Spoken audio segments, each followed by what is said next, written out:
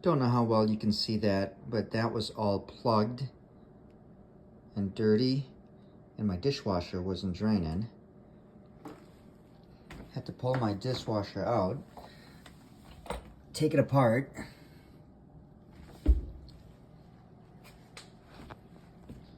It's a KitchenAid.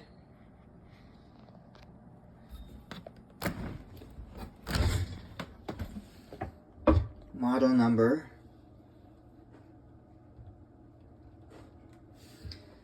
I would not recommend buying this model at all. The hassle that this has given me in the past 12 months has been horrible.